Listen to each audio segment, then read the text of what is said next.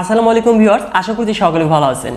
তো 15 থেকে 20,000 টাকা বাজেট হলে অবশ্যই আজকের এই ভিডিওটি আপনার জন্য স্পেশাল হতে যাচ্ছে, কেননা আজকের এই ভিডিওতে আমরা 15 থেকে 20,000 টাকায় সেরা 5টি স্মার্টফোন নিয়ে আলোচনা করতে যাচ্ছি, যে স্মার্টফোনগুলো খুব শীঘ্রই বাংলাদেশে লঞ্চ হতে যাচ্ছে। সো অবশ্যই 15 থেকে 20,000 টাকা বাজেট হলে অবশ্যই এই 5টি স্মার্টফোনের জন্য আপনার অপেক্ষা করা উচিত। এবং এই 5টি স্মার্টফোন বিশেষ করে গেমার, যারা ফটোগ্রাফার রয়েছেন, বেশি লং টাইম ইউজ করতে চাচ্ছেন, তো তাদের জন্য কিন্তু এই 5টি স্মার্টফোন সাজেস্টেড থাকবে আমার।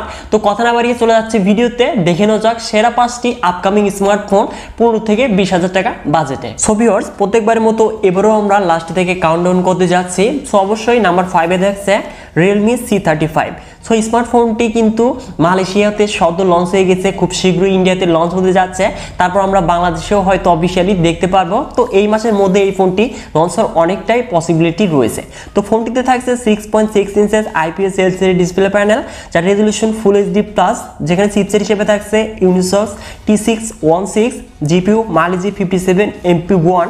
রিয়ারে দেখতে পারবো ট্রিপল ক্যামেরা সেটআপ, যার মেইন ক্যামেরা 50 মেগাপিক্সেল, যার অ্যাপারচার হলো 1.8, সাথে থাকছে 2 মেগাপিক্সেল ম্যাক্রো এবং 2 মেগাপিক্সেল ডেপথ সেন্সর। এবং এই ফোনটির ফ্রন্টে থাকছে 8 মেগাপিক্সেল সেলফি ক্যামেরা। এবং এই ফোনটিতে সিকিউরিটি হিসেবে থাকছে সাইড মাউন্টেড ফিঙ্গারপ্রিন্ট স্ক্যানার, যেটি কিনা অনেকটাই ফাস্টেড। এবং এই ফোনটিতে থাকছে 5000 mAh ব্যাটারি, যেটি কিনা 18 ওয়াট ফাস্ট চার্জিং সাপোর্টেড। এবং এই স্মার্টফোনটি আমরা মোট দুটি কালার ভ্যারিয়েন্টে পেতে যাচ্ছি, ব্ল্যাক এবং গ্রিন। তো অবশ্যই এই স্মার্টফোনটি খুব শীঘ্রই লঞ্চ হতে দেখতে পারবো রিয়েলমির পক্ষ থেকে। শুধুমাত্র এখানে হয়তো আমরা প্রসেসরের চেঞ্জেস দেখতে পারবো, হয়তো মিডিয়াটেক হিলিও G95। তো যাই হোক, দেখতে পারবো কোন একটি চিপসেটের সাথে স্মার্টফোনটি আসতে যাচ্ছে। তো এবার আসি নাম্বার 4-এ। তো নাম্বার 4-এ থাকছে গ্লোবালে লঞ্চ হয়ে যাওয়া সদ্য Redmi Note 11, যেখানে থাকছে 6.43 ইঞ্চেস অ্যামোলেড ডিসপ্লে প্যানেল, যার রেজলিউশন ফুল এইচডি প্লাস, সাথে থাকছে 90 হার্জ রিফ্রেশ রেট। এবং এই ডিসপ্লেকে পরিবেশনের জন্য থাকছে কর্নিং গরিলা গ্লাস 3। এবং চিপসেট হিসেবে থাকছে Qualcomm Snapdragon 680, জিপিইউ Adreno 610। রিয়ারে দেখতে পারবো কোয়াড ক্যামেরা সেটআপ, যার মেইন ক্যামেরাটি 50 মেগাপিক্সেল, যার অ্যাপারচার হলো 1.8, সাথে থাকছে 8 megapixel ultra wide, 2 megapixel macro এবং 2 মেগাপিক্সেল ডেপথ সেন্সর। এবং এই ফোনটির ফ্রন্টে থাকছে 13 মেগাপিক্সেল সেলফি ক্যামেরা। এবং এই ফোনটিতেও সিকিউরিটি হিসেবে থাকছে সাইড মাউন্টেড ফিঙ্গারপ্রিন্ট স্ক্যানার। এবং এই ফোনটিতে থাকছে 5000 mAh ব্যাটারি, যেটি কিনা 33 ওয়াট ফাস্ট চার্জিং সাপোর্টেড। এবং এই স্মার্টফোনটি আমরা মোট 3টি কালার ভ্যারিয়েন্টে পেতে যাচ্ছি, গ্রে, হোয়াইট এবং ব্লু। সো অবশ্যই এই স্মার্টফোনটি কিন্তু খুব শীঘ্রই বাংলাদেশে লঞ্চ হতে যাচ্ছে। সো এবার মুভ করা যাক নাম্বার 3 এই স্মার্টফোনটিতে। তো নাম্বার 3-তে থাকছে Realme Narzo 50।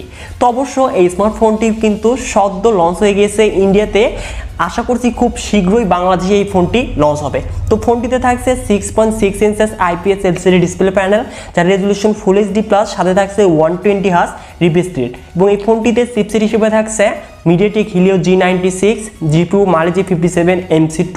রিয়ারে দেখতে পারবো ট্রিপল ক্যামেরা সেটআপ, যার মেইন ক্যামেরাটি 50 মেগাপিক্সেল, যার অ্যাপারচার হলো 1.8, সাথে থাকছে 2 মেগাপিক্সেল ম্যাক্রো এবং 2 মেগাপিক্সেল ডেপথ সেন্সর। এবং এই ফোনটিতে ফ্রন্টে থাকছে 16 মেগাপিক্সেল সেলফি ক্যামেরা, যেটি দিয়ে আমরা 1080p 30fps এ ভিডিও রেকর্ড করতে পারবো। এবং এই ফোনটির সিকিউরিটি হিসেবে থাকছে সাইড মাউন্টেড ফিঙ্গারপ্রিন্ট স্ক্যানার, সাথে থাকছে 5000 mAh ব্যাটারি, যেটি কিনা 33 ওয়াট ফাস্ট চার্জিং সাপোর্টেড। এবং এই ফোনটি আমরা মোট দুটি কালার ভ্যারিয়েন্টে পেতে যাচ্ছি, একটি হচ্ছে ব্ল্যাক, অপরটি হচ্ছে ব্লু। তো যাই হোক, এই স্মার্টফোনটি কিন্তু ইন্ডিয়াতে লঞ্চ হয়ে গিয়েছে, আশা করছি আমার জানা মতে এই মাসের মধ্যে এই ফোনটিও কিন্তু লঞ্চ হতে যাচ্ছে। তো এবার আসছি নাম্বার 2-তে। তো নাম্বার 2 এবং নাম্বার 1 এই দুটি স্মার্টফোন কিন্তু সেম, মানে Redmi Note 11s, এটিরই রিভেন্ডেড ভার্সন হয়েছে Poco M4 Pro। তো এই দুটি স্মার্টফোন একদম সেম স্পেসিফিকেশনে এসেছে। তো এই ফোনটিকেই আমরা নাম্বার 1 এবং নাম্বার 2-তে রেখেছি।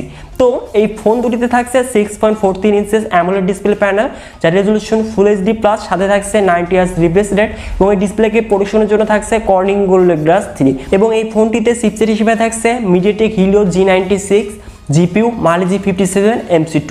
রিয়ারে দেখতে পারবো কোয়াড ক্যামেরা সেটআপ, যার মেইন ক্যামেরাটি 108 মেগাপিক্সেল, যার অ্যাপারচার হলো 1.9, সাথে থাকছে 8 megapixel ultra wide, 2 megapixel macro এবং 2 মেগাপিক্সেল ডেপথ সেন্সর। তো শুধুমাত্র Redmi Note 11s এখানে কিন্তু 108 মেগাপিক্সেল ক্যামেরা থাকছে। আর Poco M4 Pro এই স্মার্টফোনটিতে থাকছে 64 মেগাপিক্সেল মেইন ক্যামেরা, যার অ্যাপারচার হলো 1.8, সাথে দেখতে পারবো 8 মেগাপিক্সেল আলট্রা ওয়াইড এবং 2 মেগাপিক্সেল ম্যাক্রো লেন্স। তো ট্রিপল ক্যামেরা সেটআপ দেখতে পারবো। তো শুধুমাত্র এটি কিন্তু চেঞ্জেস থাকছে Poco M4 Pro এবং Redmi Note 11s। তো এই দুটি স্মার্টফোনের মাঝে শুধুমাত্র ক্যামেরাতে চেঞ্জেস, বাদ বাকি সকল কিছুই কিন্তু এক। এবং এই দুটি স্মার্টফোনের ফ্রন্টে থাকছে 16 মেগাপিক্সেল সেলফি ক্যামেরা এবং এই ফোনটিতে সিকিউরিটি হিসেবে থাকছে সাইড মাউন্টেড ফিঙ্গারপ্রিন্ট স্ক্যানার এবং দুটি কিন্তু অনেকটাই ফাস্ট স্পিডে কাজ করছিল। সাথে থাকছে 5000 মিলিঅ্যাম্পিয়ার ব্যাটারি, যেটি কিনা 33 ওয়াট ফাস্ট চার্জিং সাপোর্টেড। এবং আমরা মোট 3টি কালার ভ্যারিয়েন্টে পেতে যাচ্ছি, গ্রে, হোয়াইট এবং ব্লু কালার। এবং পোকো M4 Pro এই স্মার্টফোনটি কিন্তু আমরা 3টি ভ্যারিয়েন্টে পেতে যাচ্ছি, ব্লু, ব্ল্যাক এবং পোকো ইয়েলো কালার।